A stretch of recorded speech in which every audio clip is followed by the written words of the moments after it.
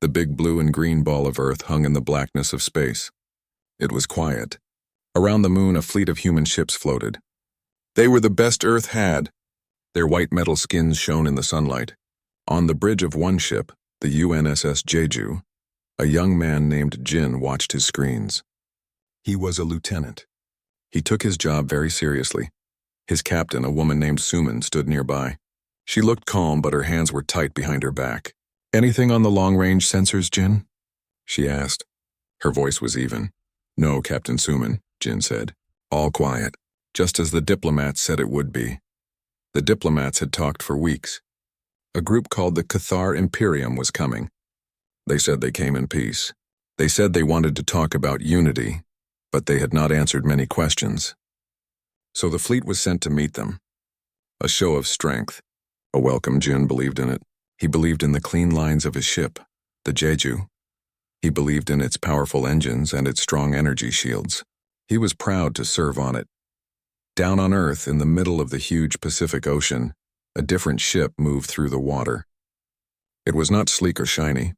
It was the CVN-83 Taeguk. It was an aircraft carrier. It was a giant flat-top ship, a thing of the old world. It looked like a ship from a history book, not a weapon for today. On its bridge, a man named Day looked out at the ocean. He was the captain. He was older than Jin, with gray in his hair and a tired look in his eyes.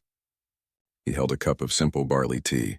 The ship moved under his feet, a steady, familiar feeling. A young officer named Hana stood near him. She watched her own screens. They did not show the ocean. They showed lines of data and energy readings from high above Earth. "The UNSC fleet is in position, Captain," she said. Day just nodded. He took a sip of his tea. He did not seem excited or worried. He seemed like a man waiting for a bus he knew was late. Back in space, an alarm beeped on Jin's screen. A sharp, ugly sound. "Captain," Jin said, his voice tighter now. "I'm reading a massive energy surge. Right at the lunar jump point." Suman was at his side in a second. On the main viewer, the big screen at the front of the bridge changed. It showed the dark space near the moon. Then space itself seemed to tear open. A purple and green rip in reality, and from that rip ships began to pour out. They were not like human ships. They were angular and dark like sharp pieces of obsidian glass. They were many, very many, more than the human fleet, many more. They moved into formation with a silent, terrible grace. "The lead ship is hailing us," another officer said. "Put it through," Suman ordered. The screen changed again. A face appeared. It was not human. It was reptilian. It had scaly green skin and yellow eyes with slits for pupils. It wore a headpiece of dark metal. "I am Fleet Lord Grax of the Cathar Imperium Unification Fleet," the alien said. Its voice was a dry hiss. "You will surrender your world immediately. You will be absorbed into the Imperium. This is not a request. It is the natural order." Captain Suman stood straight. "Fleet Lord Grax, I am Captain Suman of the United Nations Space Command. You are in sovereign human space. You were invited for diplomacy, not for threats. Stand down or we will be forced to respond." Grax made a sound like stones grinding together. A laugh. "Diplomacy? We do not have diplomacy with animals who have not yet unified their own single world. You are fractured. You are weak. Your sovereign space is a fiction. We are here to make you whole. By force." The communication cut off. Red alert. "All hands to battle stations." Suman's voice was sharp and clear. The lights on the bridge turned a dim red. Jin's heart was beating very fast. He looked at his screens. The alien ships were powering up their weapons. He could see the energy builds on his scanner. They were huge. "All UNSC ships, this is Flagship Sol. Form Defensive Line Alpha. Protect the orbital stations. Do not let them get to Earth." The order came from the Admiral. The human ships moved. They were graceful too. They turned their noses toward the enemy. Their own weapons glowed. The Cathar fleet moved first. They did not fire a few shots. They fired all at once. Hundreds of bolts of green plasma shot across the space between the fleets. It was like a storm of deadly light. "Evasive maneuvers," Suman yelled. The Jeju turned hard. The gravity pulls pushed Jin into his seat. On the screen, he saw a UNSC frigate, the Busan, take a direct hit. Its shields flashed bright and then died. The second hit tore the ship in half. A silent, terrible explosion. It had taken 2 seconds. "Shields are down to 60%, someone shouted. "The plasma is eating through them." Return fire. Target their lead vessels, Suman commanded. The human ships fired their lasers and missiles. The lasers glanced off the dark hulls of the Cathar ships. The missiles were shot down by point defense guns before they even got close. It was like throwing pebbles at a tank. Jin felt a cold fear in his stomach. They were nothing to these aliens. Their best weapons were nothing. Another volley of plasma came. A blast hit the Jeju near its engine section. The whole ship shook violently. Alarms blared. The lights flickered. Engine 2 is offline. Hull breach on decks 7 through 9. We are losing power. Get us away from their main group now, Suman ordered. The Jeju tried to turn, but it was hurt. It was slow. Jin saw another ship, the Incheon, explode into 1,000,000 pieces. The battle was not a battle. It was a slaughter. Fleet Lord Grax watched from his flagship. He felt nothing but satisfaction. This was always how it went. Primitive species always thought their little toys could stop the Imperium. They always learned. This one was learning very quickly. Focus fire on the larger vessels, he hissed. Crush their command structure. On the Jeju, the end came fast. A plasma bolt hit the bridge tower. The world turned into noise, heat, and shaking. Jin was thrown from his chair. He hit the wall hard. His head spun. He pushed himself up. The bridge was full of smoke. The main screen was dead. Captain Suman was on the floor, her forehead cut and bleeding. She was trying to get up. Captain, Jin crawled to her. The ship, she coughed. It's over. Abandoned ship. That's an order, Jin. The ship-wide alarm sounded a new tone. The abandoned ship alarm. Jin pulled Suman to her feet. They stumbled off the broken bridge. The halls were a nightmare. Broken lights, fire, the sound of air screaming out into space. They found an escape pod bay. Others were there, pushing into the small pods. Jin helped Suman into a pod. Go, I'll get the next one. She nodded, her eyes full of pain and defeat. The pod door closed and it shot away. Jin got into the next pod.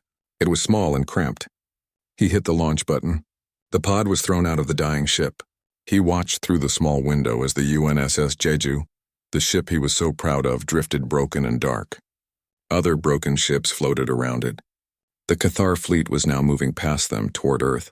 They had not even been slowed down. He felt a tear in his eye. It was over. Humanity had lost. He set the pod to drift and turned on its small scanner. It showed the Cathar ships heading for Earth. It showed the broken pieces of the human fleet. And then, for just a second, the scanner flickered. It showed a single, massive heat signature rising from the Pacific Ocean on the planet below. It was huge, bigger than any ship he had ever seen, but it was blurry, like the heat was being hidden. Jin stared at it. It must be a mistake. A sensor ghost from the battle damage. A trick of his tired, scared mind. He closed his eyes. It was just a dream. A stupid, hopeful dream when everything was lost. Down on the Taguk, Captain Day finished his tea. Hana looked up from her screen. The UNSC fleet has been destroyed, Captain. The Cathar are beginning their descent toward major population centers. Day put his cup down. He stood up. He did not look tired anymore. He looked focused, like a man whose long wait was finally over. Very well, he said. His voice was quiet but firm. Sound general quarters. Take us up. And the old ship in the ocean began to rise. The escape pod was a small, cold can of metal and fear. Jin floated inside it, his body strapped into the seat. He watched through the thick glass of the window as the Cathar fleet, a swarm of dark, sharp shapes, moved past the wreckage of the human ships. They moved without hurry. They were like hunters who knew the fight was over, moving in for the final kill. Their target was the beautiful blue planet below. His home, he could not stop the tears. They floated in little balls in the zero gravity of the pod. He was not crying for himself. He was crying for Earth. He was crying for the proud ships that were now just broken metal and frozen bodies. He was crying for Captain Suman, who he had pushed into a pod, hoping she was still alive somewhere. He had believed in their technology and their unity. It had all been a lie. They were children throwing rocks at giants. The pod's computer beeped a soft, sad sound. It was a proximity alert. Something was approaching. Jin wiped his face with his sleeve and looked at the small scanner screen. A new shape was there. It was coming up from Earth. It was big, very big, bigger than a Cathar battleship. The same blurry heat signature he had seen before. His heart jumped for a second. A new hope. But then his training kicked in. It was probably a Cathar troop carrier, something they had hidden in the atmosphere, or maybe it was just a sensor ghost, a final trick of his dying mind. He was alone, and he was going to die alone, watching the end of everything. He turned back to the window, looking down at Earth. And then he saw it. A point of light in the clouds over the Pacific Ocean. It grew. It was not a ship like the Cathar ships. It was not sleek or sharp. It was blocky, solid. It rose on pillars of silent blue light. There was no roar of engines, no fire and smoke. It just rose, pushing the clouds away like a giant pushing aside a curtain. As it climbed higher, leaving the thick atmosphere, its shape became clear. Jin's mouth fell open. It was an aircraft carrier, a massive sea-going aircraft carrier. It had a flat top for planes to land on. It had a tall island structure on the side. It was the kind of ship his great-great-grandfather might have served on. It was the CVN-83 Tuguk. It was impossible. It was insane. It was like seeing a wooden sailing ship rise to challenge a nuclear submarine. On the bridge of his flagship, the Worldbreaker, Fleet Lord Grax was enjoying his victory. His second-in-command, a younger Cathar named Vor, stood beside him. "The path to the planet is clear, Fleet Lord," Vor said. "Their orbital defenses are shattered. Their population centers are undefended. We will have their surrender within the hour." Grax looked at the planet on his main screen. It was so full of life. So messy, so disorganized. A fitting new garden for the Imperium. Send the first wave of subjugation ships. Let them see our might up close. It was then that a junior officer at a sensor panel hissed in confusion. "Fleet Lord, I am detecting a new vessel, rising from the planet's surface." Grax turned, his yellow eyes narrowing. "A survivor? A missile?" "No, Fleet Lord. It is large, but its energy signature is primitive. Very primitive. It appears to be a chemical propulsion vessel from their pre-space age." A low, grinding laugh came from Grax. "They are throwing their history at us? How pathetic. Show me." The main screen changed. It showed the Tuguk. It hung in space, a giant of old steel and outdated design, glowing with the soft blue light of its gravity drives, which the Cathar sensors did not recognize as drives at all. They read them as a heat anomaly. Grax laughed louder. "It is a sea ship. They have sent a boat to fight us in the stars. Do they not know where they are?" He shook his head, the laughter dying into a sigh of contempt. "This is the final sad joke of a doomed species. For pick a frigate, the Sting. Have them vaporize it. A single shot. Let the humans below watch their last hope turn to dust." On the Tuguk, the mood was calm. The bridge was not like the bright, clean bridge of the Jeju. It was darker, more practical. The crew spoke in quiet, professional voices. Hana watched her screen. "The Cathar fleet is deploying landing craft. One of their frigates, the Sting, is breaking formation. It is powering its primary plasma cannon. It is targeting us." Captain Day stood in the center of the bridge. He had not moved from his spot. He looked at the image of the alien frigate on the screen. It was a mean, sharp thing like a metal insect. "Shields?" Day asked, his voice quiet. Hana's fingers danced over her console. "Gravitic shield is ready, holding at minimum dispersion. It will look like a simple hull impact to their sensors." "Let them have their shot," Day said. Out in space, the Cathar frigate Sting fired. A bolt of green plasma, the same kind that had torn the UNSS Jeju apart, lanced across the void. It moved at the speed of light, a spear of destructive energy meant to melt through armor and explode a ship from the inside. Jin in his escape pod saw it happen. He wanted to close his eyes, but he could not. He saw the green light fly toward the old, stupid, brave aircraft carrier. He waited for the bright flash of its death. The plasma bolt hit the Tuguk, but there was no explosion. The green energy did not melt the metal. Instead, it splashed. It spread out over an invisible surface that surrounded the carrier, like a rock thrown into a pond. Ripples of green and gold light shimmered across a honeycombed pattern of energy that flickered into sight for a brief moment, and then vanished. The Tuguk did not move. It did not shake. It was completely untouched. Silence. On the Worldbreaker, the grinding laugh of Fleet Lord Grax died in his throat. He leaned forward. "What was that? A sensor error?" "The vessel is undamaged, Fleet Lord," the sensor officer said, his voice confused. "It appears to have some form of barrier." On the Sting, the captain was just as confused. He ordered his crew to fire again. Another plasma bolt. The same result, a splash of light against an invisible, unbreakable wall. In his escape pod, Jin sat up straight. The straps pulled at his shoulders. He had seen it. The shield. The carrier had a shield. A shield that could stop a Cathar plasma blast. How, why? His mind raced, trying to understand the impossible. On the bridge of the Teguk, Hana looked up from her screen. Her face was calm. Shield integrity at 99.8%. The energy output was primitive, sir. Captain Day allowed himself a very small, cold smile. It was the first real expression he had shown all day. He gave a single, simple nod. Launch the alert fighters, he said. On the flat top of the carrier, doors slid open. But what rose from them were not old-fashioned jet planes. They were sleek black triangles with no cockpits. They were silent. They rose on the same kind of blue light that held the carrier itself. They were drones. Dozens of them. Then hundreds. They swarmed out from the carrier like bees from a hive, forming into perfect silent squadrons. Fleet Lord Grax saw them on his screen. His confusion was turning to anger. What are those? More primitive craft? They have no pilots, Fleet Lord, Four said, his voice uneasy. They are drones. But their propulsion, I do not recognize it. It is not chemical. It is not plasma. It is a gravity drive. A very advanced one. Nonsense, Grax snapped. They are monkeys. They just got lucky with an old shield. Target those drones! Destroy them all! The Cathar fleet opened fire.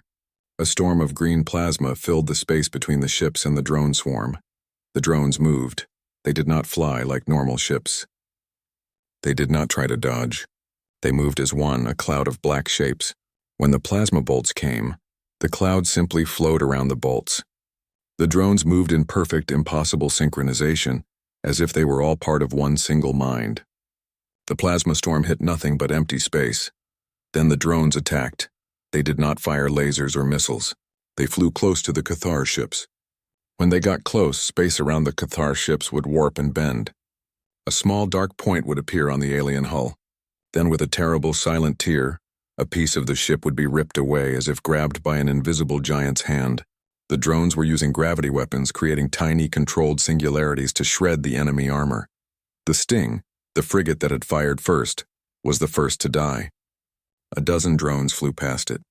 Its hull was torn into a dozen pieces, each one crumpled into a ball. It exploded silently, a brief flower of fire in the dark. Jin watched, his heart pounding in his chest. He was not scared anymore. He was in awe. This was not luck. This was not an old ship. This was a secret. A terrifying, wonderful human secret. The carrier was a trick, a lie. It was the most powerful warship he had ever seen, disguised as a relic. Fleet Lord Grax stared at his screen. The Sting was gone. Other ships in his fleet were reporting damage. Strange, brutal damage. Hulls were being torn apart by nothing. What is happening? He roared, slamming his scaled fist on his command chair. On the Teguk, Captain Day watched the battle unfold. His ship, the Joke, the Anachronism, was holding the entire Cathar fleet at bay. Send a general hail, Day said. Broadcast it on all frequencies. To the Cathar, and to any human who can hear it. Hana nodded. Channel open, sir. Day looked straight ahead as if he could see Fleet Lord Grax himself. His voice was calm and clear. Cathar fleet, this is Captain Day of the Earth Defense Vessel Teguk. You have attacked our home. You have killed our people. You will power down your weapons and surrender immediately. Turn your ships around and leave this system. This is your only warning. He nodded to Hana, who cut the channel. The message was sent. In his escape pod, Jin heard it. He could not believe it.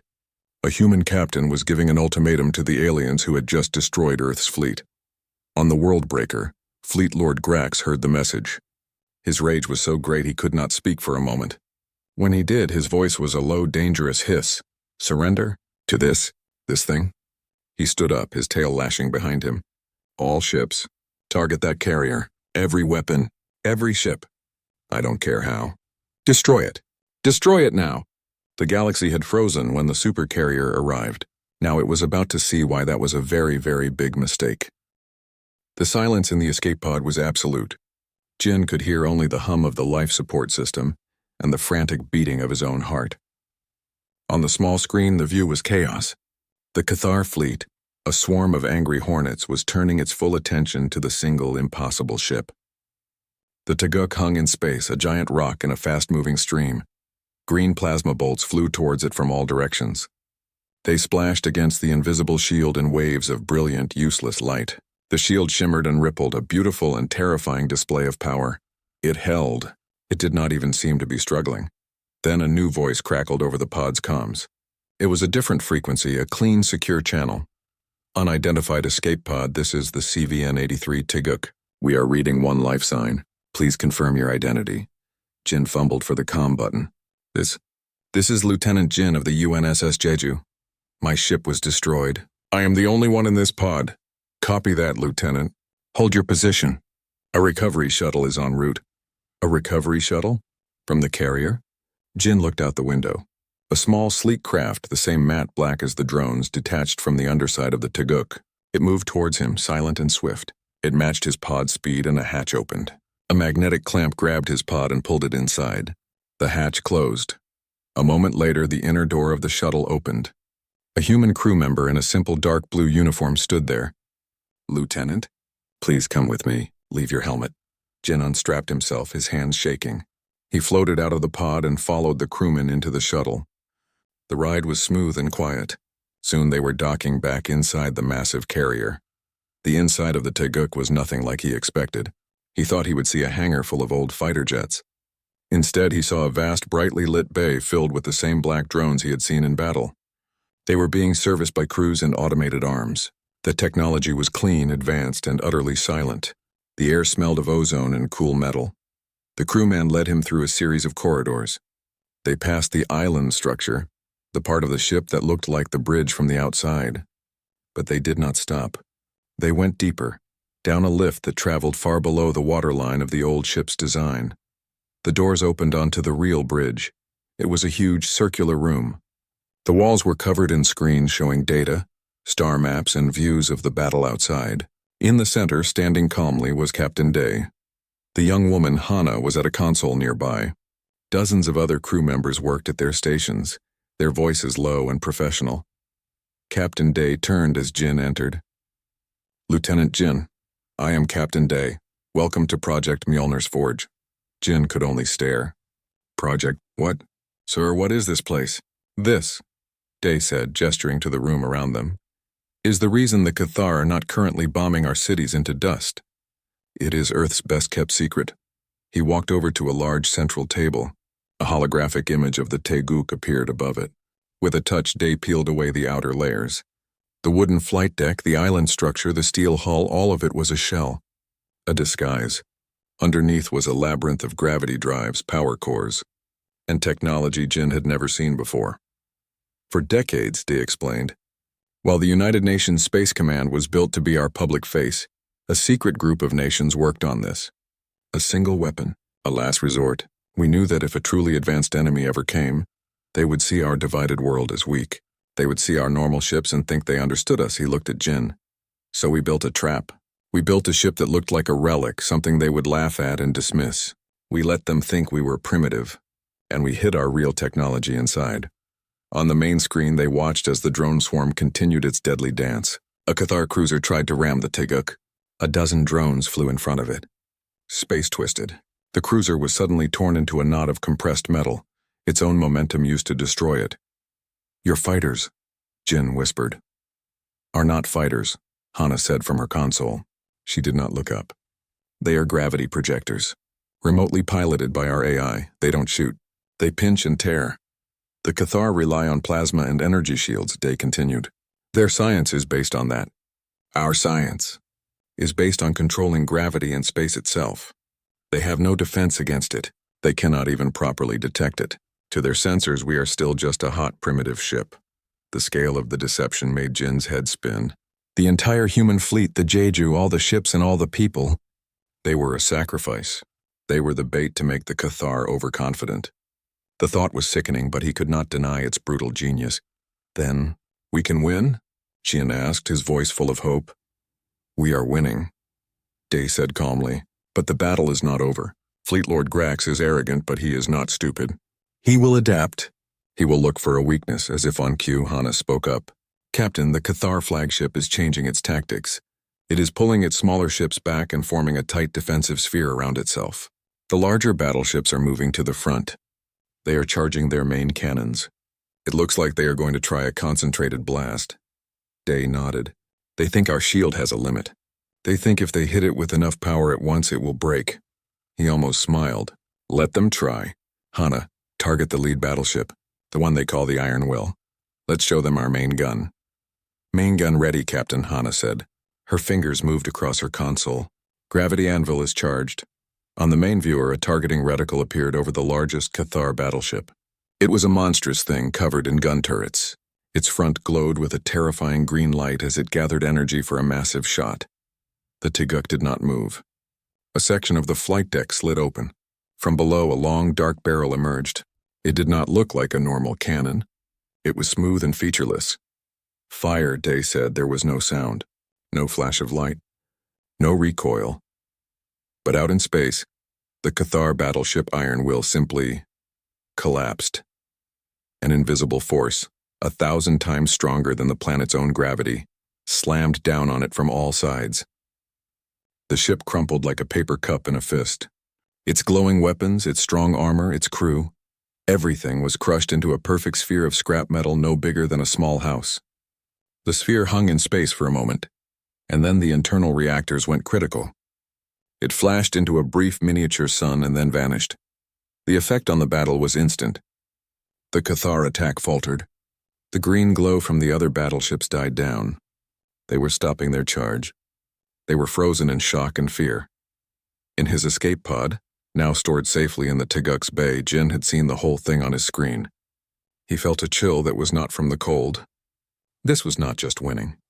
This was annihilation. This was a level of power that was almost frightening. On the bridge of the World Breaker, Fleet Lord Grax stared at the empty space where his most powerful battleship had been. The grinding, arrogant sound he had made before was gone. Now there was only a cold, sharp silence. His crew looked at him, waiting for an order. They were scared. Vor finally spoke, his voice hushed. Fleet Lord. Their weapon?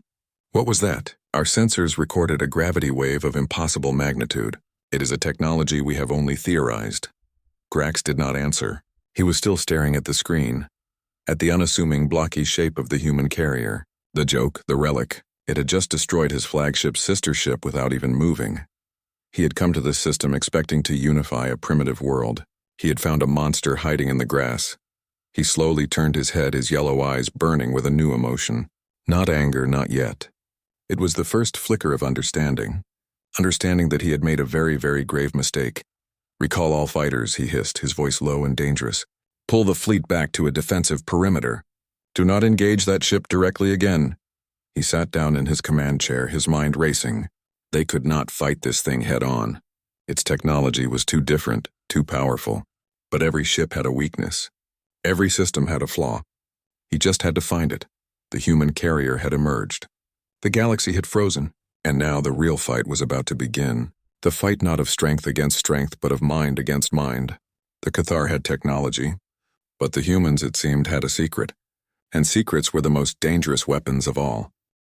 The crushing of the Cathar battleship had changed everything. The confident, aggressive swarm of alien ships pulled back. They formed a tight defensive shell around their flagship, the World Breaker. The storm of green plasma fire stopped. An uneasy quiet fell over the battlefield. On the bridge of the Tiguk, the crew did not celebrate. They watched.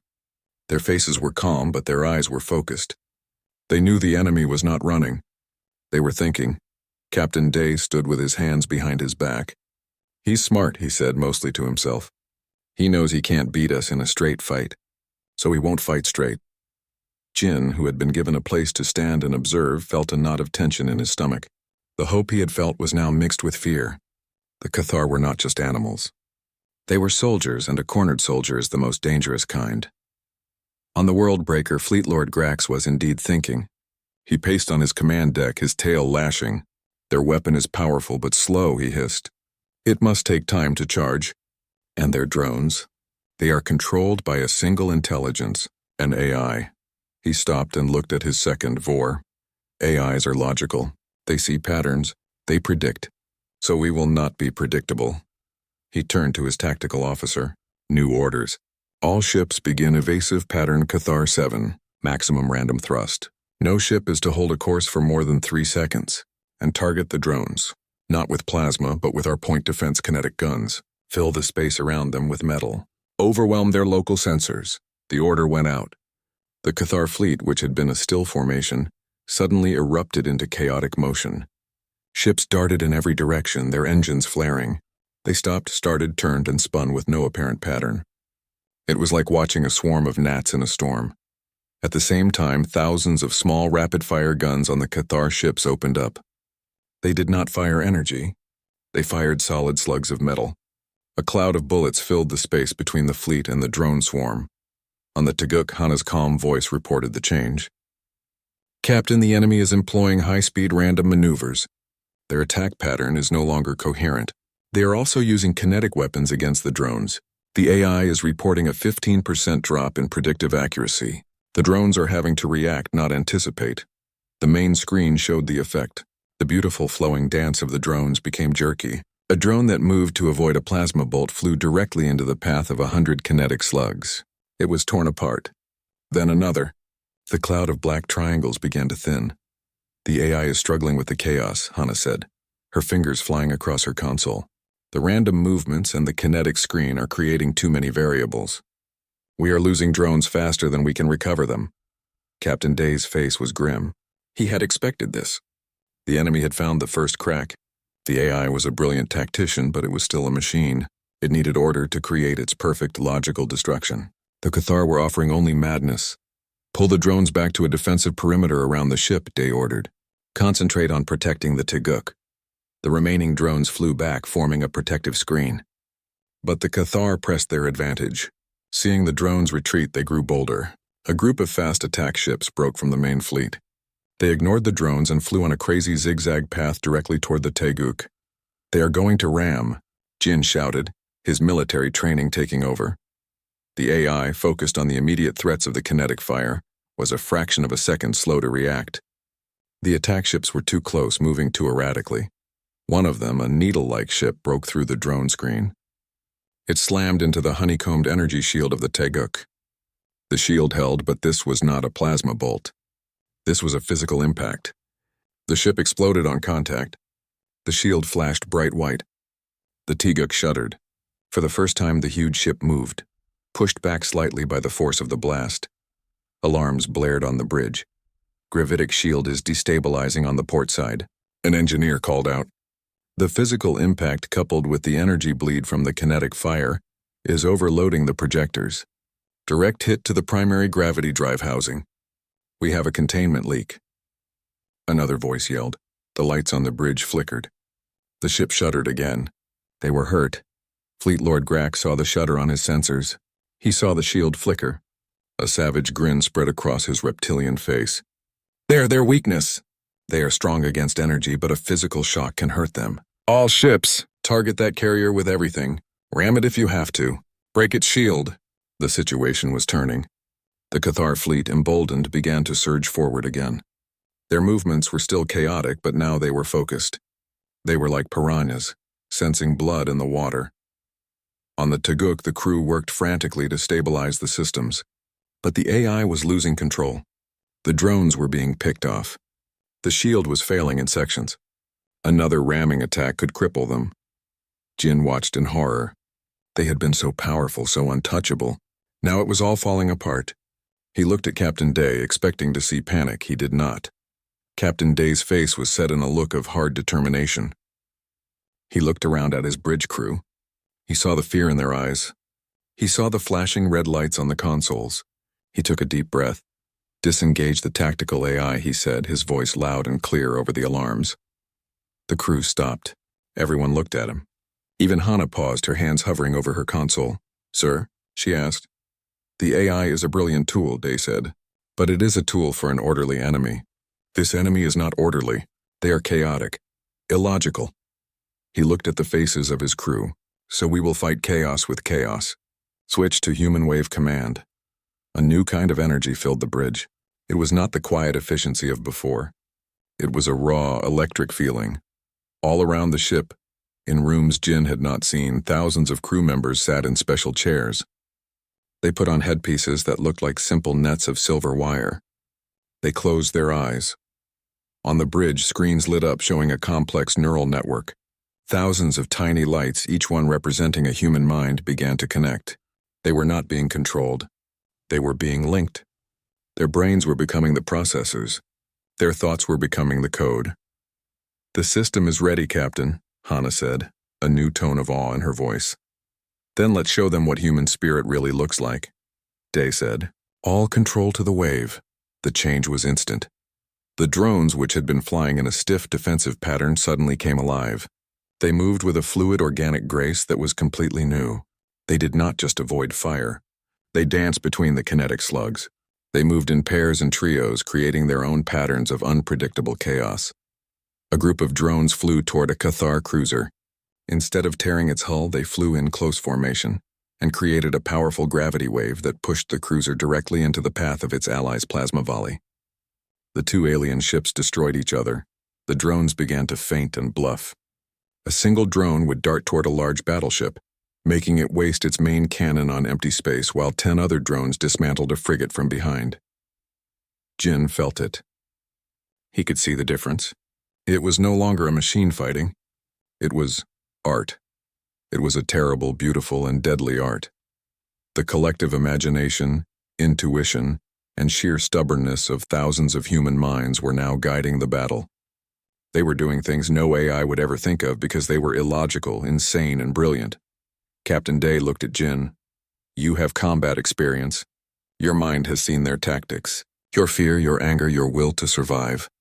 It is a weapon. We can use it. Will you join the wave?" Jin did not hesitate. "Yes, sir." A crew member brought him a silver headpiece.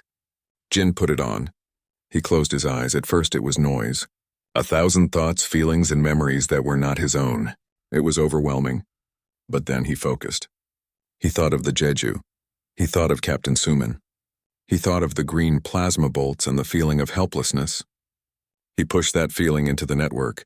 In space, a squadron of drones reacted. They flew with a new kind of aggressive fury, targeting the weapon systems of the Cathar ships with a precise, vengeful anger. The Cathar's chaotic tactics were now being met with a superior chaos. A chaos born of human creativity. A chaos that could not be predicted because it was not based on logic but on the infinite, messy, and unpredictable human spirit. Fleet Lord Grax watched his screens, his victory turning to ash in his mouth. His ships were being torn apart by an enemy that had somehow changed. It was no longer a machine. It was something else, something alive and terrifying. He had found the AI's weakness, but in doing so, he had awakened something much, much worse. The battle was over. The silence that followed was deeper than the silence of space. It was the silence of shock. The Cathar fleet was gone. A few ships had turned and fled, jumping away into the darkness. Most were just clouds of expanding dust and twisted metal. The drones, now still and dark, floated near the Tuguk like a guard of honor. On the bridge, the crew was quiet. They were tired. The neural network was disconnected. The thousands of minds that had fought as one were now separate again. Each person left with the echo of the shared experience. They moved slowly, checking systems, tending to the wounded ship. Jin took off the silver headpiece. His head throbbed. He could still feel the ghost of other people's thoughts, other people's fears and hopes. He looked at his hands. They were shaking. He had helped win the battle, but he felt like he had lived 100 lives in a few minutes. Captain Day stood at the main screen. He looked old. The weight of decades of secrecy and the pressure of the fight were clear on his face. "Hana, status of the Cathar flagship." "The World Breaker is dead in the water, Captain," Hana reported. Her voice was hoarse. "Its engines are offline. Weapons are silent. Life signs are minimal. It appears their command crew is still alive. They are hiding inside a reinforced section." Day nodded. "Send a boarding party. I want Fleet Lord Grax alive." The boarding party was not made of soldiers. It was a team of engineers in armored suits, guided by the calm, collective mind of the human wave network. They cut through the broken hull of the World Breaker like it was paper. They found the command deck sealed behind thick doors. They melted the locks. Inside it was dark. The only light came from broken consoles sparking with green energy. Fleet Lord Grax stood in the center of the room. His once proud posture was gone. He was hunched. His scales seemed dull. His two remaining officers cowered behind him. The human engineers moved in, their weapons raised. They did not speak. They just pointed. Grax looked at them. He saw their simple, functional suits. He saw their human eyes behind their visors. There was no hate in those eyes. There was no triumph. There was only a calm, tired certainty. That was somehow worse. He did not resist. He let them put binders on his wrists. He was led away from his broken ship, through the halls filled with the bodies of his crew and onto a human shuttle. Soon, he stood on the bridge of the Teguk. The room was busy but quiet. Crew members glanced at him, then looked away. They had more important things to do than stare at a defeated enemy. Captain Day turned to face him. The two leaders looked at each other. One from an empire that spanned stars, one from a world that had just saved itself. Grax spoke first, his voice a broken hiss. How? He looked around the bridge at the old-fashioned steel beams and the advanced screens. This is a joke, a trick. How did you do this? What is your secret? What power do you have? Day did not answer right away. He walked to a small dispenser and got 2 cups of water. He handed one to Grax. The alien looked at it, confused, but took it. You came here looking for unity. Day said, his voice quiet. You thought because we had different nations we were weak. You thought because our ships looked weak they were weak. He took a sip of water. You were wrong. He pointed to a young crew member helping a friend with a bandage. He pointed to Hana, who was calmly directing repairs. He pointed to Jin, who was sitting with his head in his hands, recovering. You fought our technology first, the shields, the gravity weapons. You thought that was our power. Then you fought our AI. You thought that was our power. Day shook his head. You were wrong both times. He looked Grax directly in his yellow eyes. Our power is not in our best technology. It is not in our best logic. Our power is in our people. It is in our worst nightmares and our wildest dreams. It is in our stubborn refusal to give up. You did not fight a machine. You fought the combined spirit of all of humanity. You fought our chaos, our love, our fear, and our hope. You cannot unify that. You cannot conquer it. You can only be broken by it. Grax was silent. He looked at the faces of the humans on the bridge. He saw their tiredness. He saw their pain. But he also saw a light in their eyes. A light he had never seen in any of the species he had conquered. It was the light of freedom. The light of a spirit that would not be broken. He understood now. He had not been defeated by a better weapon. He had been defeated by a better idea. He lowered his head. The last of his pride was gone. Weeks later, the Teguk was back in its hidden dock. It was not in the ocean, but in a massive, secret base built into the rock under the Mariana Trench. The seawater was held back by a powerful gravity field. The giant ship sat in a calm, dark pool, being repaired and made ready for the next time it would be needed. The public story was that the United Nations Space Command, through great bravery and sacrifice, had fought off the alien invaders. It was true in a way. The sacrifice was real, but the true savior remained a secret. The galaxy had to keep thinking Earth was weak and divided. It was their best defense. On a quiet observation deck overlooking the hidden dock, 2 people stood. Jin and Suman. Captain Suman had been found. Her escape pod had been recovered by a UNSC ship after the battle. She had a scar on her forehead, but she was alive. She had been told the truth. And she, like Jin, had been assigned to the Teguk. They looked down at the massive ship. It did not look like a savior. It looked like an old tired whale resting in the deep. It's strange, Jin said. I thought we were so advanced. I was so proud of the Jeju. Suman nodded. We all were. But that was the point. They let us be proud of what everyone could see.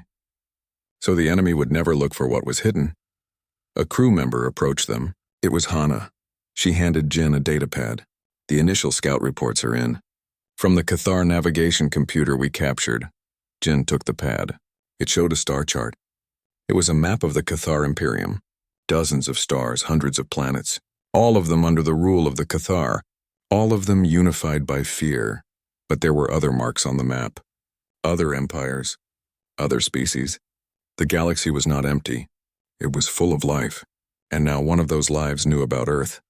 The galaxy froze when our supercarrier arrived, Sumin said, looking at the map. They know about us now. Jin looked from the star chart down to the silent, powerful ship below them. They know a little, he said. They know we are not easy to conquer. But they don't know our secret. He looked at Suman and Hana. He thought of Captain Day and the thousands of crew members who had linked their minds. He thought of the messy, chaotic, beautiful spirit of humanity. Let them wonder, Jin said, a small smile on his face. Let them be afraid. Because next time we won't be hiding. Next time we will be the ones saying hello. The Tiguk rested in the deep, dark water. It was a secret. A promise. A warning. Earth was no longer a child in the galaxy. It was a guardian with a hidden fist and a heart that would never ever yield.